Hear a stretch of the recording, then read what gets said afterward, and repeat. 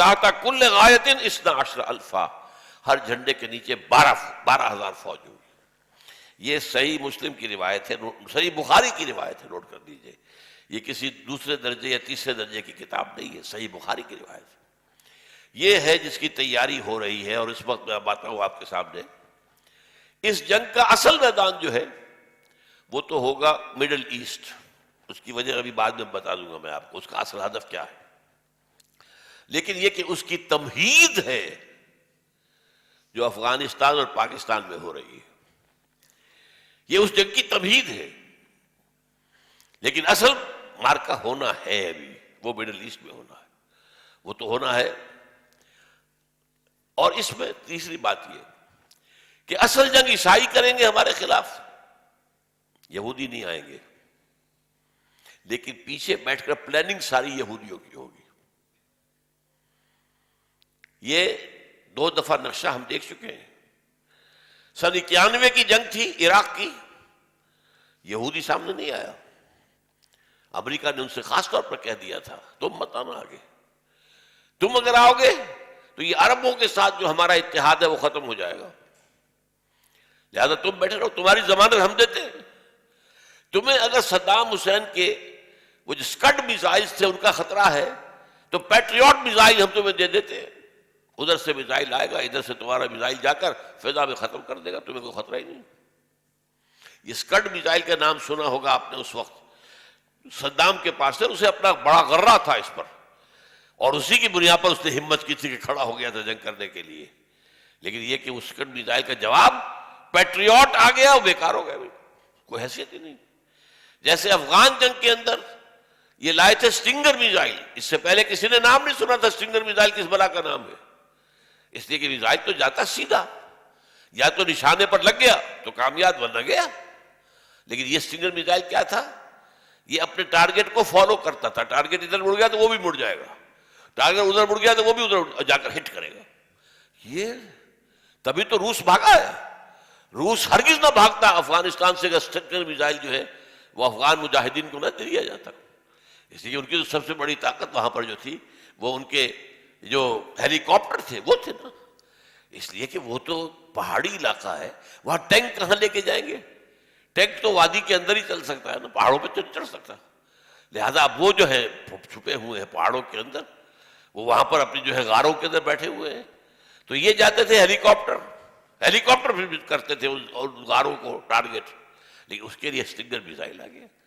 تو اس طریقے ابھی کیا معلوم اور کیا ان کم بختوں کے پاس چھپا ہوا ہے۔ وہ جو اقبال نے کہا کہ ابلیس کو یورپ کی مشینوں کا سہارا، کچھ پتہ نہیں ہے ان کے ہاں تو جو ہے ہر چیز کے اندر جو ہے وہ ایک ریسرچ جو ہے مسلسل ڈیولپمنٹ جاری رہتی ہے۔ اچھا پھر یہ بھی نوٹ کیجئے کہ یہودی ہوگا پیچھے، اصل مائنڈ یہودی کا، لیکن یہودی سامنے نہیں آئے گا۔ اس میں ایک اور بات یہ ہے کہ یہ بات جو میں نے آپ کو بتائی آرمگیڈون کے حوالے سے، ریولیشن آف جان، حضور کے حوالے سے صلی اللہ علیہ وسلم، الملحمۃ العظمیٰ، الملحمۃ الکبریٰ، یہی بات ٹوائنبی نے کہی تھی 1950 میں۔ ٹوائنبی پچھلی صدی کا سب سے بڑا فلسفی تھا، تاریخ کا فلسفہ تاریخ، فلاسفر آف ہسٹری ٹوائنبی نے کہا تھا کہ 21ویں صدی میں جو جنگ ہوگی وہ کیپٹلزم اور کمیونزم کے درمیان نہیں ہوگی۔ آپ اندازہ کیجیے 1950 میں تو کمیونزم جو ہے جنگل کی آگ کی طرح پھیل رہا تھا، لائک اے وائلڈ فائر، آگے بڑھ رہا تھا۔ لیکن ظاہر بات ہے کہ فلسفی تو دیکھتا ہے نا کوئی نتائج کو، کیا اصول ہے، کیا کمزوریاں ہیں، اس لیے اس کا جملہ بڑا پیارا ہے، because communism will not be able to sustain itself، communism اپنے آپ کو برقرار نہیں رکھ سکے گا، اس کے اندر بہت سی چیزیں فطرت کے خلاف آ چکی ہیں، اور فطرت کے خلاف آپ چلیں گے مار کھائیں گے، عہدے گریں گے، because communism will not be able to sustain itself. The real war in the 21st century will be fought between the Christians and Muslims۔ یہ بات آئی سامنے۔ اب نظاموں کی جنگ نہیں ہے، اب مذہبوں کی جنگ آ رہی ہے۔ پچھلی جنگ کیا تھی جو کولڈ وار جاری رہی ہے 40 برس تک، وہ نظاموں کی جنگ تھی، ایک طرف کیپٹلزم ایک طرف کمیونزم، حالانکہ دونوں طرف عیسائی تھے، روسیوں کا مذہب بھی عیسائی، یورپین کا مذہب بھی عیسائی، امریکنوں کا مذہب بھی عیسائی ہے، لیکن وہاں کیا تھی؟ جنگ تھی نظاموں کی، کیپٹلزم ورسس کمیونزم۔ ٹائم بھی کہہ رہا ہے کہ اب جو جنگ ہوگی وہ در حقیقت مسلمانوں اور عیسائیوں کے درمیان ہوگی۔ ایک اور بات نوٹ کیجئے، یہ جو صلیبی جنگوں کا سلسلہ شروع ہوا تھا، اس میں جو پہلا دور آیا تھا، جبکہ ہمارے ہاتھ سے بیت المقدس نکلا رہا، 88 برس تک صلیبیوں کا قبضہ رہا۔ 1099 عیسوی سے لے کر 1187 عیسوی تک یروشلم ہمارے پاس نہیں تھا، ہم سے فتح کر لیا تھا صلیبیوں نے۔ اس کے بعد جو ہے 1187 میں پھر جو ہے آپ کو معلوم ہے صلاح الدین ایوبی رحمۃ اللہ علیہ، انہوں نے واپس لیا ہے۔ کھونے والے عرب تھے، واپس لینے والے عرب نہیں تھے، نوٹ کر لیجئے اس کو۔ عرب ختم ہو چکے تھے، اسی وقت ختم ہو چکے تھے، اس لیے 1258 میں تو خاتمہ ہی ہو گیا۔ جو سلطنت عباسی اتنی بڑی سلطنت تھی، 1258 میں ختم۔ آخری خلیفہ کو محل سے کھینچ کر نکالا ہے مستعصم باللہ، اور ایک جانور کی کھال میں لپیٹ کر سڑک پر ڈالا ہے، اور اس کے اوپر گھوڑے دوڑا دیے تاتاریوں نے۔ آسمان را حق بود گر خوب بارز بر زمین، بر زوال مستعصم امیر المومنین، بر زوال ملک مستعصم امیر المومنین۔ امام شیخ سعدی نے شعر کہے تھے، آسمان کو حق پہنچتا ہے کہ زمین پر خون کی بارش کرے، اس لیے کہ امیر المومنین مستعصم باللہ کی حکومت ختم ہو گئی۔ یہ وہ دور ہے۔ اس دور کے اندر بھی لیکن وہاں کیا تھا؟ ایک بہت بڑا فرق ہے، نوٹ کیجئے گا۔ اس وقت تک عیسائی یہودیوں کے بھی دشمن تھے، لہذا پہلی صلیبی جنگیں جو 172 برس 177 برس تک جاری رہی ہیں، 1095 سے لے کر 1272 تک 177 سال، اس میں 10 دور آئے، کوئی فتح ہوئی پھر شکست ہوئی، پھر فتح ہوئی پھر شکست ہوئی، پھر فتح ہوئی پھر شکست ہوئی۔ بڑے بڑے بادشاہ، جو ایمپرر فرانس کا تھا، ایمپرر جرمنی کا خود گیا ہے، اور آخری کے اندر Richard the lion hearted of England.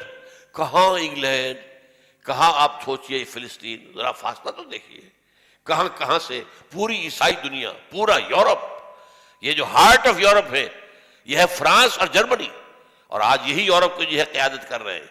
برطانیہ کی تو اب کوئی حیثیت ہی نہیں ہے، وہ تو یوں سمجھیے کہ صرف جیسے ایک دولہا کے ساتھ شہبالہ ہوتا ہے، تو امریکہ کے ساتھ آج برطانیہ کی حیثیت یہ ہے کہ دولہا کے ساتھ شہبالہ ہے، اس کے سوا اس کی کوئی حیثیت نہیں۔ اصل یورپ کیا ہے؟ وہ تو ہے جرمنی اور فرانس، اور سب سے آگے جرمنی۔ لیکن اس وقت جو ہے اس جنگوں کے اندر جہاں مسلمانوں کا قتل عام ہوا، وہاں یہودیوں کا بھی قتل عام ہوا۔ لیکن اب جو جنگ ہوئی ہے، پہلے تو میں آپ کو یہ بتا دوں اس کا جینیسس کیا، کیوں ہوئی ہے یہ جنگ۔ صورتحال یہ ہے، 1991 کی خلیجی جنگ کی فتح، اس کا نشہ چڑھا امریکیوں کو، فتح کا نشہ۔ بش سینئر آپ کو یاد ہوگا، اس فتح کے بعد اس نے کہہ دیا تھا، اندر سے چھپا ہوا ایک راز زبان پر آ گیا تھا، اب نیو ورلڈ آرڈر کا دور آ گیا ہے۔ نیو ورلڈ آرڈر ایک ان کے دماغ میں ہے، پوری دنیا کی ایک عالمی حکومت جس کے ہمارے ہاتھ میں کنٹرول ہوگا۔ ملکوں کی حدیں جو ہیں بس لکیریں رہ جائیں گی، کوئی حیثیت نہیں ہوگی۔ اصل طاقت ملٹی نیشنلز کے ہاتھ میں ہوگی۔ آج آپ سوچئے تو صحیح، یہ کتنی ملٹی نیشنل کمپنی آپ کے یہاں آگے، پینے کا پانی ہم ان سے لے رہے ہیں، غور کیجئے۔ باقی یہ کہ 7 اپ اور یہ اور فلاں ہو، اور یہ تو اور ہے، پینے کا پانی، منرل واٹر، ایک گلاس 10 روپے کا یا 15 روپے کا لے رہے۔ پھر کھانے میں میکڈونلڈ، کنٹکی، کیا کیا، یہ سب کے یہ کچھ دیر کی بات ہے کہ پوری دنیا پہ ملٹی نیشنل کا قبضہ ہوگا، اور وہ ہمارے ہاتھ میں ہوں گی۔ مالیاتی استعمار پوری دنیا کا ہمارے ہاتھ میں ہوگا۔ یہ ہے نیو ورلڈ آرڈر، اور اس کا فیصلہ کب کیا گیا تھا؟ 1776 عیسوی میں۔ اگر آپ $1 نوٹ آپ کے پاس کہیں ہو، اس کو کھول کر دیکھیے گا، اس کی پشت پر ایک تو بنا ہوا ہے احرام مصر، اس کے اوپر ایک آنکھ ہے دجال کی، ایک آنکھ، بڑی چوپٹ، بڑی روشن، ایک آنکھ کا تصور کہاں سے